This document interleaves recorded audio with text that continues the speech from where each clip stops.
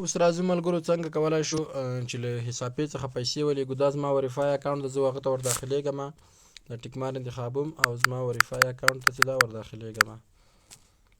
ګیټ کوډو کې کومه هر ځل تاسو داخلیږئ یو او ټي پي شپږ عددي کوډ راځي، تاسو ته په تمه کېږو چې دا کوډ راشي. ملګرو کوډ راغی او ډایرکټ وریفای شو په خپله. له دې وروسته اوس حسابپې را خلاصېږي. دا وګورئ ملګرو زما اکاونټ کې 413 افغانۍ دي چې دا د بونس له لارې ماته راغلي دي. زه دلته ریفریش بټن ویم چې شاید پیسې نور راغلي وي یا نه. ریفریش بټن مې وویلو.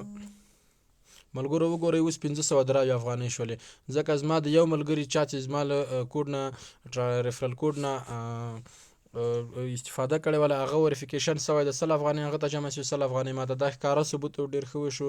اوس ملګرو څنګه کولی شو چې له دې څخه پیسې ولیږو.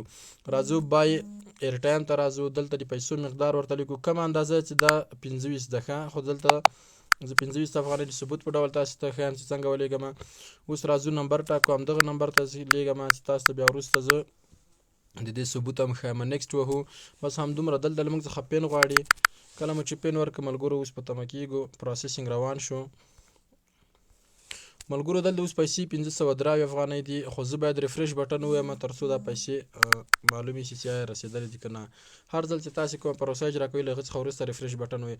وګورئ ملګرو 548 افغانۍ شولې، هغه وګورئ ماته میسج هم راغی یور اکاونټ هاز بین ټاپډ 25 افغانۍ. ملګرو دا ښکاره ثبوت ده، که څوک یې نه مني هغه دوی پورې اړه لري چې نه پوهېږو دوی ته څنګه قناعت ورکړو. دا ښکاره ثبوت ده.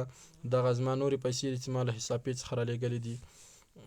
دا وګورئ ملګرو 100 افغانۍ 25 افغانۍ 25 افغانۍ 200 افغانۍ 100 افغانۍ دا د حسابپې څخه ما لیږلې.